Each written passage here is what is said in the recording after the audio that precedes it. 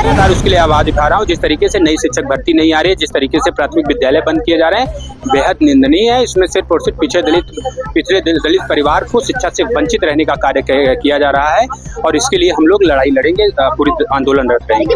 और उन्होंने आश्वासन दिया है कि जैसे जिस तरीके से हो सकेगा हम लोग आपकी मदद करेंगे। पहले भी मदद करते रहे और आगे भी वो मदद करने का आश्वासन दिया।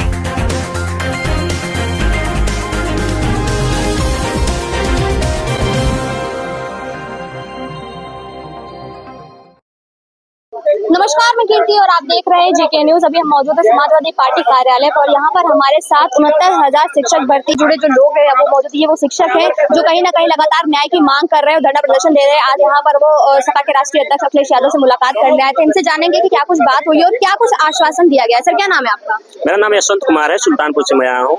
हम लोग 2020 से 69,000 शिक्षक भर्ती 2018 में आती है, 2019 में एग्जाम होता है, 2020 में लिस्ट आती है। जब लिस्ट आती है तो हम लोग लिस्ट में देखते हैं तो हमारा नाम नहीं रहता है, तो हम लोग उस लिस्ट को खंगालते हैं, देखते हैं तो उसमें रिजर्वेशन का स्कैम, बहुत बड़ा स्कैम हमें लगता है। और हम उसको ऑथेंटिफाई करने के लिए मोदी जी जो बनाया गया पिछड़ा वर्ग आयोग, राष्ट्रीय पिछड़ा वर्ग आयोग में जाते हैं कि सर हमारे साथ अन्याय हुआ है, आप हमारे साथ न्याय करने का काम करिए।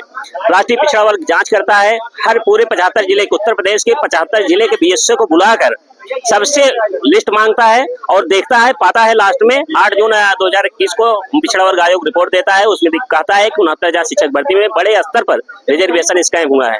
पिछड़ा वर्ग माननीय मोदी जी बनाए द्वारा पिछड़ा वर्ग आयोग कहा कि इसमें रिजर्वेशन स्कैम हुआ। हम लोग पिछड़े वर्ग आयोग ही नहीं गए, हम लोग कोर्ट के भी शरण लिए।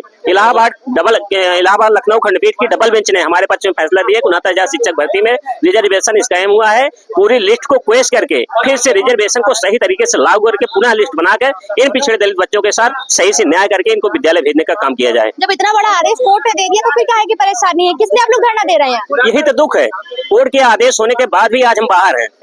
5 जनवरी 2022 को माननीय मुख्यमंत्री जी की दिव्य दृष्टि खुलती है। उन्होंने बेसिक अधिकारियों को बुलाया और त्वरित समाधान का न्याय करने के लिए विभाग को कहा और विभाग ने हमारे साथ छलावा करने का काम किया। माननीय मुख्यमंत्री जी के आदेश के बाद भी विभाग हमारे साथ केवल छलावा करने का काम किया। 5 जनवरी 2022 को 68 की पिछड़े दलित वर्ग की चयन लिस्ट जो स्कैम हुआ था उसकी लिस्ट तो हमें दे देती है, लेकिन हमारी नियुक्ति नहीं देता है, हमारा काउंसलिंग शेड्यूल नहीं देता है। और होता वही है, 8 जनवरी 2022 को आचार संहिता लग जाती है, हमारी नियुक्ति फंसी की फंसी रह जाती है। हमारे 69,000 शिक्षक भर्ती के दूसरे वर्ग के लोग कोर्ट चले जाते हैं, कोर्ट चला जाता है मामला, तो फिर 2022 में जब लिस्ट आती नहीं हो पाता है, कोर्ट चला जाता है मामला, डबल बेंच में हमारे पक्ष में ऑर्डर आता है। उसके बाद भी सरकार हमारे साथ न्याय नहीं करती है। चाहे होती सरकार 1 महीने के अंदर हमें पुनः नियुक्ति देकर हमको विद्यालय में भेज देती। सर, ये कह रहे हैं कि सरकार जो है वो न्याय नहीं कर रही है। सर, सरकार चाहती तो 2 महीने के अंदर पुनः नियुक्ति करके सारी चीजें कर सकती थी। 1 महीने में हमारी सरकार चाहती तो हमारी नियुक्ति करके हमें विद्यालय में भेज देती, लेकिन सरकार 1.5 महीने तक ढुलमुल रवैया अपनाते हुए एक आती रही, हमको टाल मटोल करके ऐसे बहाना बनाती रहे कि आपकी नियुक्ति बस तैयार हो रही है, ऑन टेबल है, प्रक्रिया चल रही है, 2 दिन बाद आपके सारा शेड्यूल जारी हो जाएगा। लेकिन होता वही है जिससे हमें सख्त था। क्यों, क्या लगता है क्यों कर रही है ये सब सरकार? सरकार तो कहती है सबका साथ सबका विकास, अच्छी शिक्षा होगी तो लोगों को रोजगार मिलेगा, क्यों फिर शिक्षकों को बाहर क्यों रखा जा रहा है? कहने में करने में मैम बहुत अंतर होता है, कथनी और करने में अंतर होता है। सरकार का कथनी और करनी किसी को देखना हो तो 69,000 शिक्षक भर्ती का रिजर्वेशन स्कैम देख लीजिए। इसलिए नहीं करना चाहती कि हम लोग पिछड़े दलित बच्चे हैं, हमारे पास उतने संसाधन नहीं है हम किसी से लड़ पाएंगे या सरकार से लड़ पाएंगे, या सरकार में बैठे हमारे वर्ग के जो नेता मंत्री विधायक हैं वो मूक बधिर हो जाते हैं। जब हमारी बात आती है तो हमारे यही नेता, चाहे केशव प्रसाद मौर्य जी हों, अनुप्रिया पटेल जी हों या स्वतंत्र देव पटेल हों, जब हमारी बात आती है, जब पिछड़े दलित के हक की बात आती है, हम लोग इनसे 1000 बार मुलाकात हो, एक नहीं मैम 1000 बार मुलाकात किए हुए, ये लोग मूक बधिर हो जाते हैं। यही कहते हैं कि आपकी प्रक्रिया चल रही है, आपके लिए मैं प्रयासरत हूँ, आपके लिए बात कर रहा हूँ। कुछ न्याय मिलेगा? आज आप लोग आए अखिलेश जी से मुलाकात करने, क्या कुछ कहा? मरता क्या न करता। जब हर आसरा टूटता है तो लोग विपक्ष के पास जाते हैं और विपक्ष के पास जाना एक अच्छी पहल है कि विपक्ष ही हमारी आवाज उठा सकती है। तो हम लोग इसलिए माननीय अखिलेश यादव के पास आए थे कि हमारी आवाज आप बनिए। आप पीडीए की बात करते हैं, ये पीडीए के बच्चे हैं, इनकी आवाज को आपको बनना चाहिए। माननीय जी ने आश्वस्त किया है, मैं आपकी हर यथासंभव मदद करूंगा। हमारी सरकार आएगी तो सबसे पहले आपकी नियुक्ति होगी।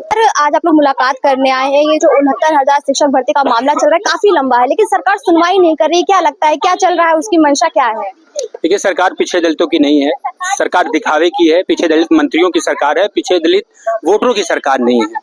हम लोग जब जब संघर्ष करते हैं, हमें लाठियों से मारा जाता है, हमारी बहनों के कपड़े फाड़े जाते हैं, हम लोग को जेल भेजा जाता है, न्याय नहीं मिलता। बताइए, राष्ट्रीय पिछड़ा वर्ग आयोग की रिपोर्ट है, योगी आदित्यनाथ जी की संतुति है, उन्होंने 6800 की लिस्ट निकाली।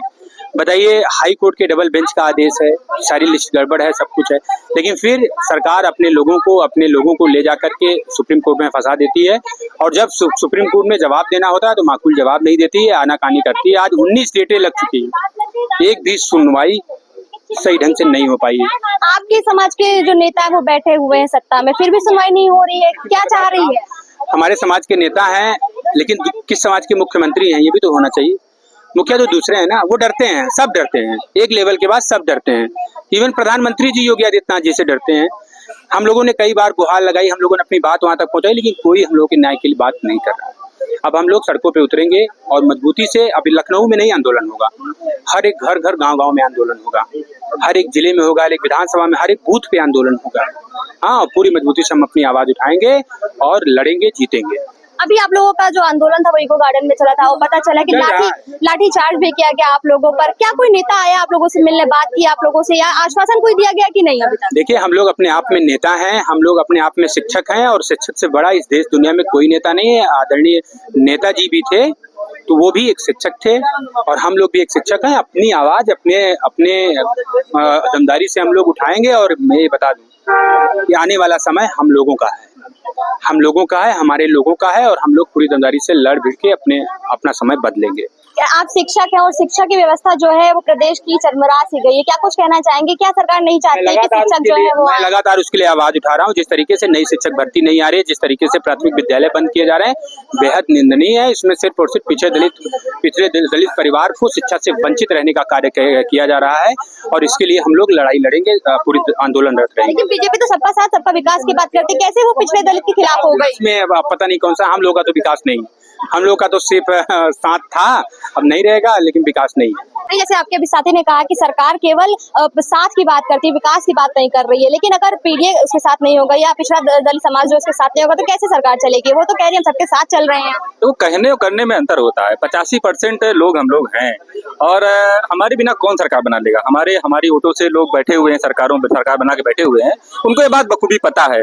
जब उनको वोट लेनी होती है तो वो लोग बड़ी बड़ी बातें करके और लोग लुभावनी बातें करके हम लोगों की जो है वोटें लेकर चले जाते हैं। लेकिन अभी इस समय जो है पूरा पिछड़ा दलित समाज उत्तर प्रदेश का जाग चुका है। माननीय राष्ट्रीय अध्यक्ष जी जो है वो पीडीए समाज को लेकर लड़ाई लड़ रहे हैं। उसी बात को लेकर हम लोग यहाँ पे आए थे कि माननीय जी, आप जिस बात की लड़ाई लड़ रहे हैं, उसी समाज के लोग लगातार सड़कों में बैठे हुए हैं, उनके साथ तरह तरह की समस्याएं हैं, चाहे वो बेसिक में जो नौकरी कर रहे हैं अध्यापक वो हों, या जो नौकरी का इंतजार कर रहे हैं वो लोग हों, या जिनके साथ घोटाला हुआ है वो लोग हों। पूरी तरीके से कहा जाए तो शिक्षा विभाग में इतना ज्यादा जो है दिक्कतें हैं, जिन दिक्कतों की वजह से लगातार सफर कर रहा है कोई समाज, तो पीडीए समाज है।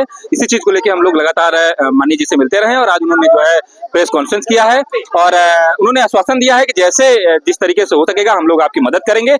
पहले भी मदद करते रहे और आगे भी वो मदद करने का आश्वासन दिया। 15 जून को अमित शाह जी आए हुए थे, उन्होंने 60,000 से अधिक नियुक्ति पत्र पुलिस भर्ती अभ्यर्थियों को दिया है, और लगातार कह रहे हैं कि नौकरियां दी जा रही है, सबकी सुनवाई की जा रही है। क्या लगता है आपकी सुनवाई नहीं होगी? ऐसे कैसे नहीं होगी? भाई अमित शाह जी के गृह मंत्री है वो हमारे। नहीं, गृह मंत्री जी ने कहा है, और सही बात है कि बांटा है उन्होंने जो है, लेकिन आप समझिए कि उत्तर प्रदेश में कितना लड़का जो है बीएड और डीएलएड और बीटीसी टेट पास पढ़ा हुआ है, लाखों लाख संख्या में है, और वो आंदोलन कर रहे हैं।